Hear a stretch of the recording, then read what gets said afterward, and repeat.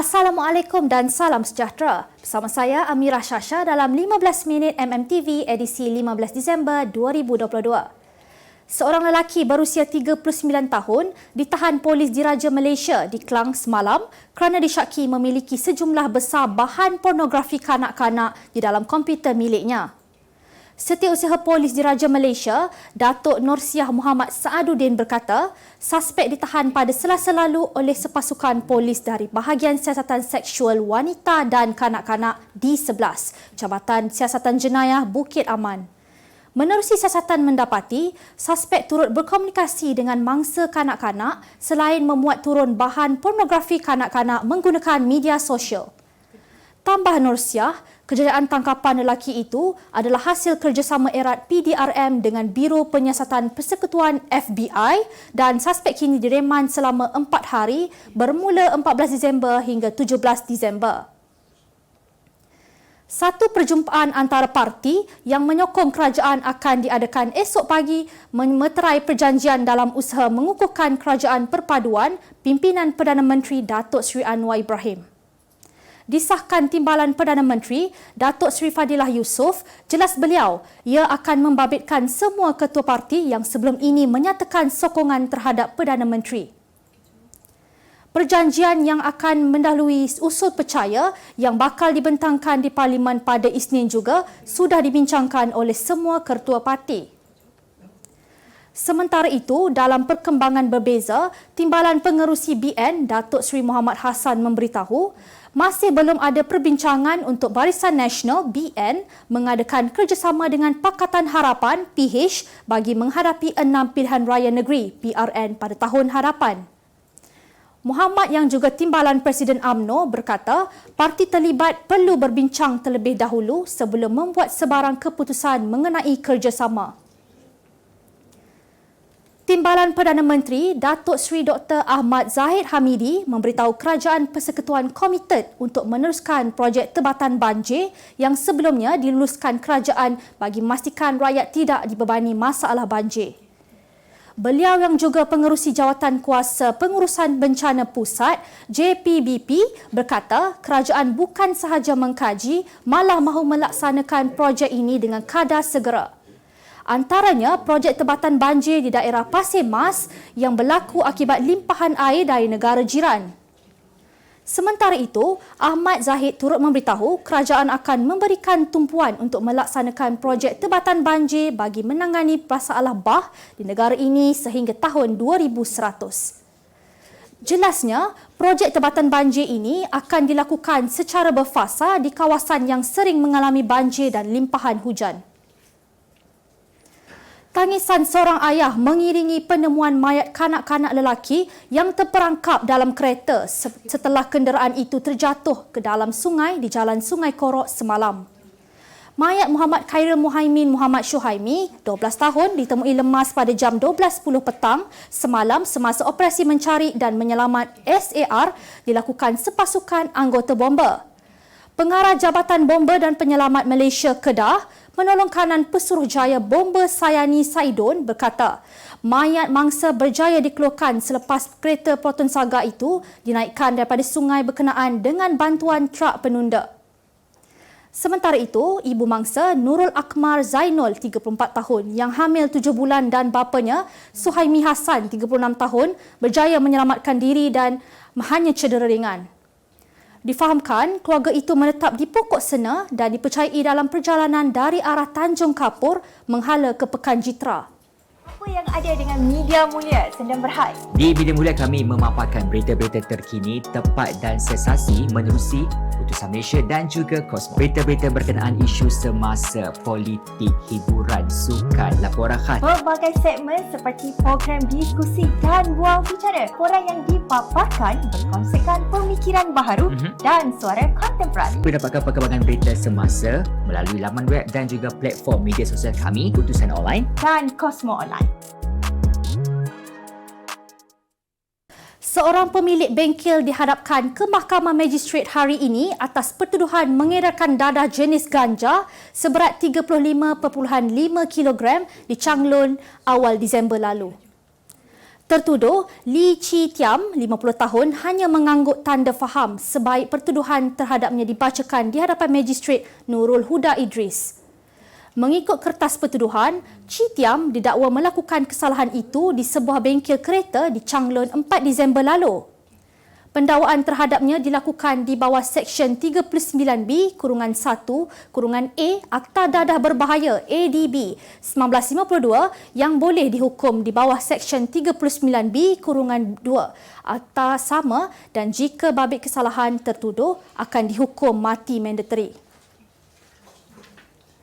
Seorang remaja lelaki orang kurang upaya OKU maut selepas digilis sebuah lori dalam kemalangan di kilometer 6 Jalan Sungai Petani Kuala Ketil petang semalam. Ketua Polis Daerah Kuala Muda, Asisten Komisioner Zaidi Cik Hassan berkata, sebahagian siasatan dan penguatkuasaan trafik Ibu Pejabat Polis Kuala Muda menerima laporan kejadian itu pada pukul 5.30 petang. Menurutnya, siasatan awal mendapati kemalangan membabitkan 3 kenderaan termasuk sebuah lori yang membawa muatan pasir. Tambah Zaidi, mangsa yang merupakan pembantu kedai makan maut serta-merta di lokasi kejadian kerana mengalami kecederaan parah hampir keseluruhan badan akibat digilis lori berkenaan.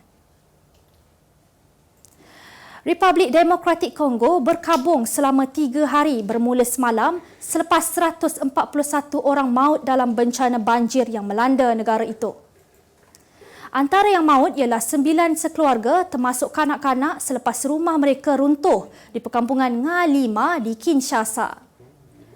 Menurut Kementerian Kesihatan Awam wilayah itu, banjir turut menyebabkan 38,787 rumah dinaiki air dan 280 rumah musnah.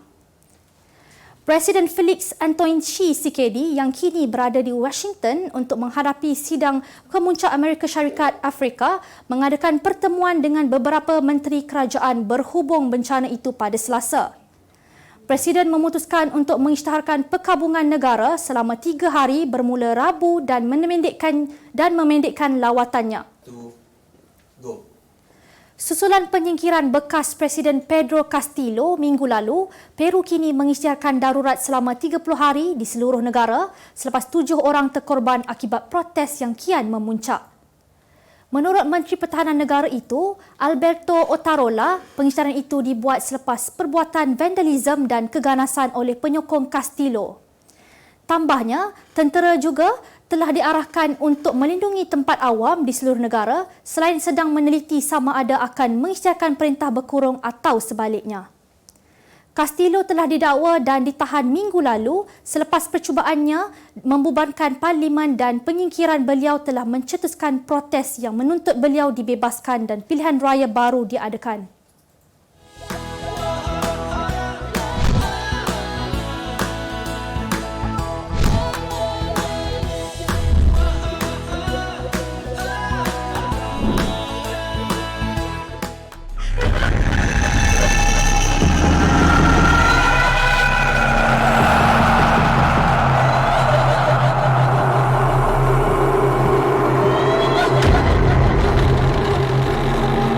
Malaysia telah menarik sejumlah peratus 93.7 bilion ringgit pelaburan yang diluluskan dalam sektor perkilangan, sektor perkhidmatan dan sektor utama yang melibatkan 2,786 projek bagi tempoh Januari sehingga September 2022. Menteri Perdagangan Antarabangsa dan Industri, Tengku Datuk Seri Zafrul Tengku Abdul Aziz berkata, pencapaian ini merupakan peningkatan 2.5% berbanding 188.9 bilion ringgit pelaburan yang diluluskan pada tempoh yang sama tahun lepas dan telah mewujudkan lebih 90,000 peluang pekerjaan di negara ini. Tengku Zafrul menerangkan pelaburan terus asing FDI kekal sebagai penyumbang utama sebanyak 67.5% atau 130.7 bilion ringgit sementara pelabuhan langsung domestik DDI menyumbang 32.5% atau 63 bilion ringgit. Ini merupakan peningkatan sebanyak 15% berbanding FDI yang diluluskan pada tahun lalu. Sementara itu, Ketua Pegawai Eksekutif MIDA, Datuk Wira Arham Abdul Rahman berkata, Malaysia mempunyai jenama yang baik di persada antarabangsa dan merupakan sebuah negara yang diyakini para pelabur. Menurutnya, negara ini mempunyai asas yang kukuh dalam membuka peluang pelaburan dan perniagaan kepada para pelabur. Institusi keuangan di Malaysia menyasarkan untuk melaksanakan sepenuhnya 5 langkah utama Bank Negara Malaysia (BNM) bagi memerangi penipuan keuangan menjelang Jun 2023. Termasuk beralih daripada kata laluan sekali SMS OTP kepada kaedah pengesahan yang lebih selamat, mengetatkan peraturan pengesanan penipuan bank, tempoh pengesanan dan menunggu untuk pendaftaran kali pertama perkhidmatan e-perbankan, membenarkan hanya satu peranti mudah alih atau peranti selamat untuk didaftarkan dan saluran aduan khusus 24 jam untuk pelanggan. Pengerusi pasukan petugas industri mengenai langkah-langkah untuk memerangi penipuan keuangan serta Ketua Pegawai Eksekutif Perkhidmatan Keuangan Komuniti Kumpulan Maybank, Datuk John Chong Eng Chuan melaporkan bahawa kesemua 5 langkah utama sudah berjalan dengan baik. Ujarnya, mereka berharap agar kesemua institusi perbankan dapat menyelesaikan semua langkah utama BNM menjelang Jun 2023.